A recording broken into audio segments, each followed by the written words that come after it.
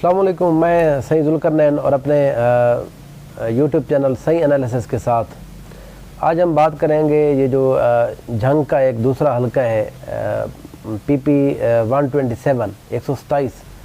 इस हवाले से आज मैं बात करूँगा।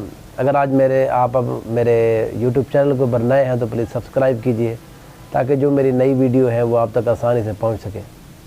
मैं इससे पहले अपनी 100 जो PP 125 है जो एक और हल्का है उसके बारे में मैं वीडियो बना चुका हूँ, उस तजिया अपना दे चुका हूँ।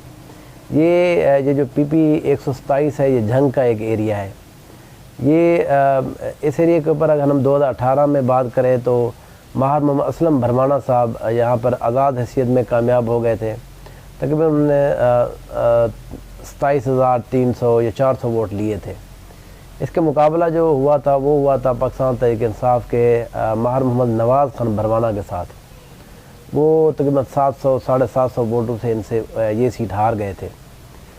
अब फिर उसके बाद के जिस तरह से आज़ाद जो उम्मीदवार थे वो शामिल हो गए थे पाकिस्तान तहरीक इंसाफ के साथ, तो इसलिए यहाँ पर पाकिस्तान तहरीक इंसाफ के जितने भी काम हैं, जो गली मोहल्ले के जो काम हैं, जो बाकी इज्तिमाई जितने और काम हुए हैं, वो ज़ाहिर है पाकिस्तान तहरीक इंसाफ के प्लेटफार्म से माहिर असलम भरवाना साहब के तवस्सुल से ही होते आए हैं, क्योंकि आज़ाद हैसियत में भी थे, ज़ाहिर उनको फ़ंड ज़्यादा देने पड़े। फिर इसके बाद यहाँ पर जो नवाज़ भरवाना साहब थे जो PTI के पुराने कैंडिडेट हैं, वो थोड़ा साइड लाइन पर थे। बहरहाल वो एक्टिविटीज़ में शामिल तो रहे लेकिन इस तरह से ज़्यादा एक्टिव नहीं थे जिस तरह पार्टी उनकी गवर्नमेंट में थी। फिर अब जो इलेक्शन दोबारा होने जा रहा है यहाँ पर 17 जुलाई को, वहाँ पर जो पाकिस्तान मुस्लिम लीग नून है उन्होंने टिकट माहिर असलम नवाज़ भरवाना को जारी किया है, क्योंकि वो डिफेक्ट कर गए हैं पार्टी को। अब यहाँ पर जो माहिर असलम भरवाना साहब PMLN के कैंडिडेट हैं और वही जो पुराने कैंडिडेट हैं पाकिस्तान तहरीक इंसाफ के माहिर नवाज़ खान भरवाना, वो वहाँ पर उनको दोबारा टिकट जारी किया गया है। यहाँ पर अगर हम बात करें जो MNA की टिकट है, ये जो NA 115 बनता है, यहाँ पर ग़ुलाम बीबी भरवाना जो है वो पाकिस्तान तहरीक इंसाफ की MNA मुंतखब हुई थी। यहाँ पर ये जो एरिया है इस हल्के के अंदर 2-3 ग्रुप्स हैं जो मेन यहाँ पर किरदार अदा कर सकते हैं। पहला तो ये यहाँ पर देख लें कि यहाँ पर जो पीरी और मुरीदी का बड़ा ज़्यादा अमल दखल है। लोग यहाँ पर बहुत से अपने पीरों की बात मानते हैं। मुरीदैन काफ़ी सारा है, जो सियालवी साहब है उनके बड़े मुरीदैन हैं।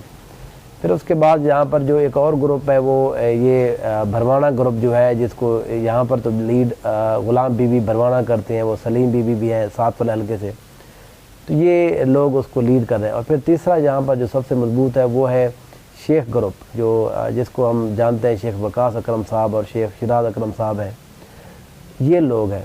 अब यहाँ पर जो सियालवी साहब हैं उनकी तरफ से जो कासिम सियालवी साहब हैं, वो आज वहाँ पर एक इलेक्शन की उन्होंने एक इलेक्शन को लीड कर रहे हैं, कोई एक रैली निकाल रहे हैं। वहाँ पर वो अपने मुरीदैन के लिए को बताने हैं कि यहाँ पर आप पाकिस्तान तहरीक इंसाफ के उम्मीदवार को वोट दें, उनको सपोर्ट किया जाए। फिर उसके बाद जो ग़ुलाम बीबी भरवाना है, हमने देखा है पाकिस्तान तहरीक इंसाफ के चेयरमैन के साथ उनकी 2-3 अभी रिसेंटली मुलाकातें भी हुई हैं, ख़ुसूसन इस हल्के के हवाले से, क्योंकि ये वो वह हल्का है जहाँ पर मुझे लगता है कि ये जो वोटों का डिफरेंस था वो 600-700 बहुत कम एक है, जिस पर वो पाकिस्तान तहरीक इंसाफ एक आसानी से फिल कर सकती है अगर अच्छी कैंपेन वहाँ पर स्टार्ट करे तो। इसलिए ग़ुलाम बीबी भरवाना का किरदार बड़ा अहम है इस सीट के ऊपर।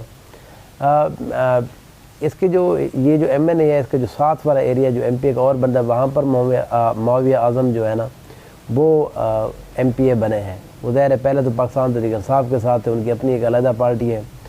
फिर वो आजकल वो ज़ाहिर है मुस्लिम नून के साथ चले गए हैं।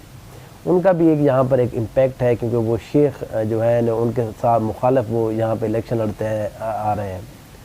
यहाँ पर शेख वकास जो ग्रुप है, जो शेख ग्रुप है, वो मेरा रब्ता हुआ है उनके कुछ लोगों से। वो तकरीबन 27 तारीख़ को मेरे ख़्याल में ये मंडे वाला दिन सुनना ये है कि वो एक जलसा करने जा रहे हैं, प्रेस कॉन्फ्रेंस करने जा रहे हैं, जिसमें वो फैसला करेंगे वो किसकी सपोर्ट करने जा रहे हैं। क्योंकि उन्होंने अपना यहाँ पर कैंडिडेट लॉन्च नहीं किया है इस दफ़ा, वो किसी न किसी की बार सपोर्ट करेंगे। लग ये रहा है कि मोस्ट प्रोबेबली वो यहाँ पर सपोर्ट जो है ना वो पाकिस्तान तहरीक इंसाफ के जो उम्मीदवार हैं मोहम्मद नवाज़ भरवाना उसकी करेंगे। उसकी एक दो वजह है। पहली बात तो ये है कि वो यहाँ पर जिस तरह की पॉलिटिक्स करते हैं वो मुस्लिम लीग नून के यहाँ पर जितने भी लोग हैं उनकी एंटी करते हैं। वो हम देख रहे हैं, मौलवी आज़म को देख रहे हैं हम, या उसके अलावा यहाँ पर जो असलम भरवाना है ये उनकी मुखालफत करते हैं। फिर जो ये शेख क्योंकि इस दफ़ा इलेक्शन लड़ नहीं रहे, मेरा अपना ये ख्याल है कि वो सीट एडजस्टमेंट की तरफ जा रहे हैं। उनकी बातचीत चल रही है पाकिस्तान तहरीक इंसाफ के लोगों के साथ भी, इवन मुस्लिम लीग नून के साथ भी उनकी बातचीत चल रही है। लेकिन क्योंकि यहाँ पर अब जो जहांगीर तरीन के लोग हैं ज़ाहिर है उनको टिकटें उन्होंने देनी ही देनी है, तो इसलिए अब उनकी पाकिस्तान तहरीक इंसाफ के लोगों के साथ भी बातचीत चल रही है कि किस तरह से इस सीट के ऊपर सीट एडजस्टमेंट की जाए अगले इलेक्शन के लिए। 27 तारीख को वो किसके हक़ में फ़ैसला करते हैं ये तो बात की बात है। अगर हम मुस्लिम लीग नून की बात करें, मार असलम भरवाना साहब की बात करें, वो एक यहाँ पर मजबूत एक उम्मीदवार हैं, पर्सनल उनका वोट है। यहाँ पर ये जितना भी ये वोट है उनका पर्सनल वोट था जो तकरीबन 27-27 हज़ार उन्होंने वोट लिया है। फिर अब वहाँ पर जो भी मुस्लिम लीग के जो रहनुमा है वो हमने देखा है वो उसकी कैंपेन भी कर रहे हैं। हमदा शहबाज इस हल्के को बहरहाल ख़ुद देख रहे हैं क्योंकि एक दो मुलाकातें उनकी हुई हैं, यहाँ से लोग भी गए हैं। मार असलम भरवाना उनको लेकर गए हैं, पाकिस्तान जो मुस्लिम नून के जो यहाँ के लोकल लोग हैं उनसे उनकी मुलाकात भी हुई है, लोगों को राज़ी भी किया गया है। यहाँ पर एक और यहाँ पर जो नवाब ग़ुलाम अब्बास जो सियाल साहब है वो भी कैंडिडेट है। लास्ट टाइम हमने देखा है कि वो सीट के ऊपर तकरीबन 10,000 वोट उन्होंने लिए थे।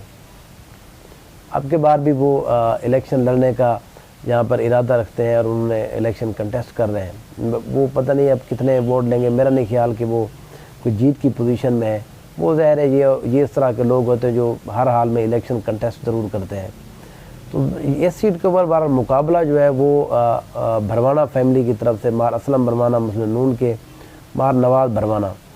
अब मार नवाज़ भरवाना की जिस तरह मैंने पहले बताया कि कासिम सियालवी साहब इस हल्के में आ चुके हैं। फिर जो यासिर अवान जो यासिर हैं, जो हुमायूं यासिर सरफराज, ये जो पाकिस्तान तहरीक इंसाफ के नॉर्थ पंजाब के जो जनरल सेक्रेटरी हैं वो भी यहाँ पर एक दो दिन से मौजूद हैं।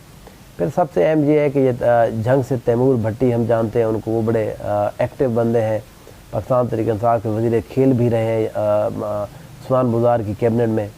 वो भी इस सीट के ऊपर उनके साथ मिलकर कैंपेन स्टार्ट की हुई है।